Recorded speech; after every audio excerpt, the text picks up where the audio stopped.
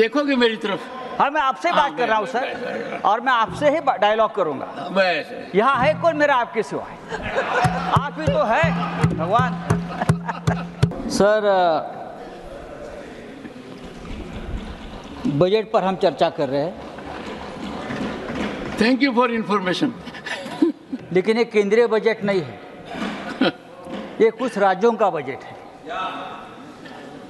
क्योंकि इस बजट से महाराष्ट्र गायब है, इस बजट से तेलंगाना गायब है, हरियाणा गायब है, केरल गायब है, तमिलनाडु गायब है, पंजाब गायब है, उड़ीसा गायब है, हाँ, दिल्ली गायब है। तो लगभग इस देश, पश्चिम बंगाल गायब है, झारखंड गायब है। तो ऐसे बजट को हम केंद्रीय बजट, यूनियन बजट कैसे कह सकते हैं सर? बात ऐसी है कि इसलिए मैं कहता हूं कि ये सामान्य बजट नहीं है, ये नॉन बायोलॉजिकल बजट है। दिस इज नॉन, जैसे हमारे प्रधानमंत्री जी कहते हैं कि मैं नॉन बायोलॉजिकल हूं, इस तरह से ये नॉन बायोलॉजिकल बजट है। कैसे बनाया, कहाँ से बनाया, किसके लिए बनाया, उसके लाभार्थी कौन है, क्या है। लेकिन एक बात तो सही है, ये बजट जो बना है उस बजट के ऊपर लोकसभा का जो नतीजे है उसका बहुत बड़ा प्रभाव है। संजय जी, ये लोकसभा नतीजे से पीड़ित बजट है, ये पीड़ित बजट है। संजय जी, देखोगे मेरी तरफ? हाँ, मैं आपसे बात कर रहा हूँ सर, और मैं आपसे ही डायलॉग करूंगा। बस यहाँ है कौन मेरा आपके सिवा? आप ही तो है भगवान। सर, प्रधानमंत्री जी ने कहा था कि मैं भ्रष्टाचार का पैसा जनता में बांटूंगा। हमें लगा कि इस बजट में ऐसी कोई योजना आ जाएगी कि जो भ्रष्टाचार का पैसा 10 साल में जमा किया है ईडी के माध्यम से, वो आप सबको बांट देंगे, ऐसी कोई घोषणा आप करेंगे। लेकिन हुआ है उल्टा। जो पैसा अपने भ्रष्टाचार के माध्यम से जब्त किया था, ऐसा हमने देखा, वो वापस वही भ्रष्टाचारियों को बांट दिया। उदाहरण के तौर पर दूंगा, हमारे प्रफुल्ल भाई पटेल है क्या? हमारे मित्र है, हमारे मित्र है, अच्छे मित्र है। देखिए, ईडी ने उनके ऊपर कार्रवाई की। क्या कार्रवाई की? उनके ऊपर ये इल्जाम लगाया। संजय जी, आपने कहा मेरी तरफ हाँ, मैं आपकी तरफ भी देख रहा हूं। आप उधर देख रहे हो।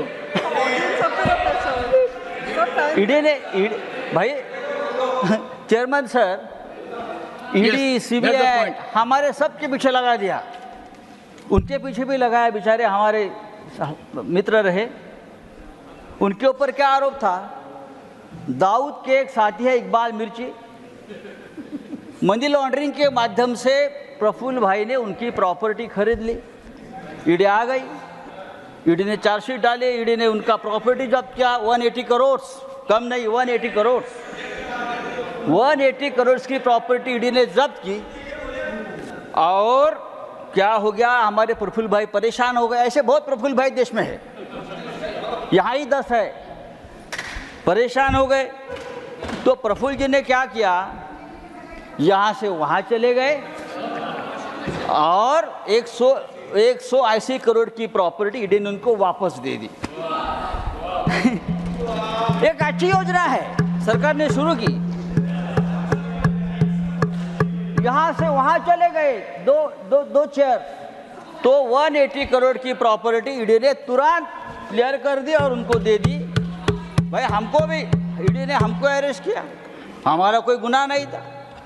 हमारा जिस घर में मैं रहता हूँ वो जब्त कर लिया। बोला अरे हमारा घर तो दीजिए। एक सेकंड नहीं सर, संजय जी, एक सेकंड नहीं सर, अर्थव्यवस्था से जुड़ा प्रश्न। एक सेकंड।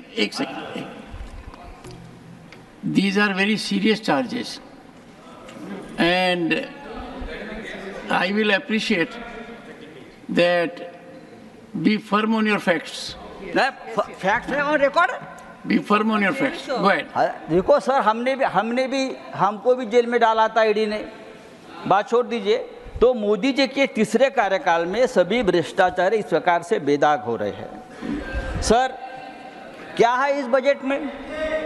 इस बजट में ना किसानों के लिए कोई घोषणा है, ना बेरोजगारों के लिए कोई खास योजना है, ना युवाओं के लिए है। 50% 50% किसान आज भी कर्ज में डूबे हैं और सबसे ज़्यादा आत्महत्या किसानों की हमारे महाराष्ट्र में हो रही है। सर, हमारी भी ये मांग है, सबकी मांग है कि किसानों को उनके प्रोडक्शन को, अनाज को समर्थन मूल्य मिलना चाहिए, लेकिन किसानों को समर्थन मूल्य नहीं मिला है। तो समर्थन मूल्य किसको मिला? सरकार ने सत्ता का समर्थन मूल्य चुकाया है और वो समर्थन मूल्य मिला है बिहार के नीतीश बाबू को, आंध्र के चंद्रा बाबू को। उनको समर्थन मूल्य जरूर मिला है, लेकिन किसानों को समर्थन मूल्य नहीं मिला है। समर्थन मूल्य, minimum support price, minimum support price किसको मिला है? समर्थन मूल्य मिला है।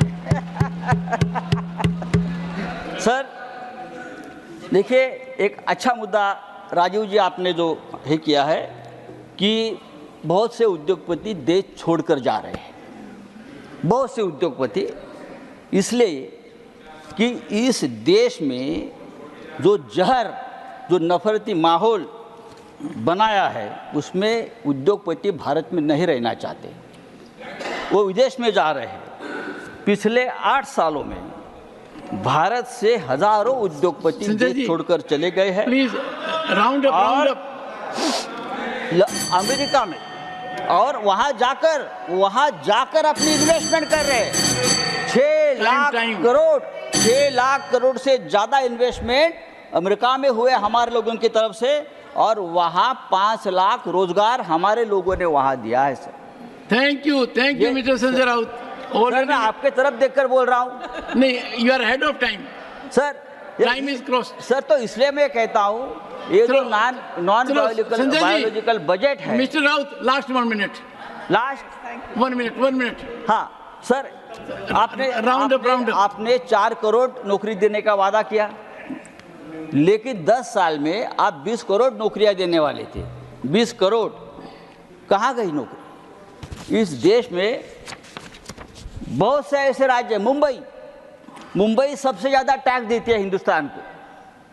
मुंबई 3 लाख करोड़ सालाना टैक्स देती है, जीएसटी देती है, लेकिन मुंबई के लिए इस बजट में एक पैसे का आपने कोई प्रावधान नहीं किया है, कोई नहीं किया है। 100 स्मार्ट सिटीज बनाने वाले थे, कहाँ गई स्मार्ट सिटीज? लेकिन मुझे आनंद है कि आपने अमरावती के लिए कितना 15,000 करोड़ दिया है। नहीं भाई साहब, नहीं मुंबई, कराड़ साहब, You will have your time. You will have your time. You will have your Aurangabad पे बनने की बात करता हूँ। मुंबई धारावी जैसे हमारी एक प्रकल्प, बात छोड़ दीजिए। इस देश के कौन से शहर के लिए इस बजट में क्या प्रावधान है, ये आप बताइए। मुंबई तो बहुत बड़ा शहर है, देश का पेट पालता है, फिर भी आजकल क्या एक नया ट्रेंड है, सब कुछ उठाओ मुंबई से और गुजरात में लेके, सब कुछ उठाओ और गुजरात में लेके जाइए। It will not go on record.